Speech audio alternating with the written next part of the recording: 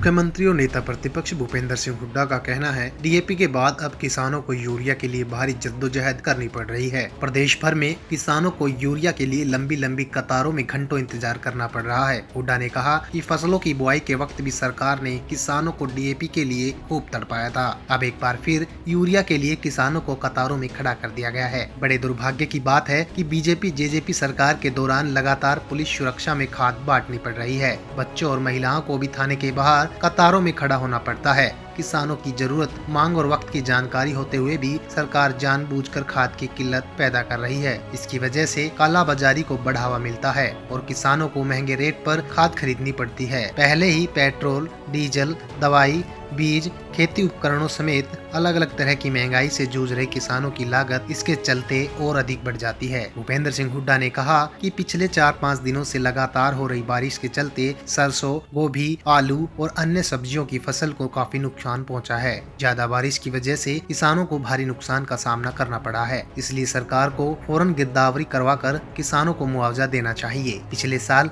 अक्टूबर-नवंबर में भी बारिश की वजह से 5.50 लाख एकड़ से ज्यादा भूमि पर खड़ी फसल बर्बाद हो गई थी। 1 लाख से ज्यादा किसानों ने नुकसान के मुआवजे को लेकर सरकार के सामने अर्जी लगाकर गुहार लगाई थी, लेकिन अब तक भी किसानों को मुआवजा नहीं मिला है। इसलिए सरकार को इस बार के खराबे और पिछली बार के नुकसान की भरपाई जल्द करनी चाहिए। हुड्डा ने कहा कि आज प्रदेश का हर वर्ग परेशान है, व्यापारी हो, मजदूर हो या किसान हो। प्रदेश सरकार की तरफ से अनाज मंडियों में काम करने वाले मजदूरों की खरीफ सीजन की मजदूरी भी अब तक नहीं दी गई। आढ़तियों के कमीशन और मजदूरों की मजदूरी की ये बकाया धनराशि लगभग 1000 करोड़ की बनती है, जिनका भुगतान सरकार को फौरन करना चाहिए। हल्ला बोल हरियाणा।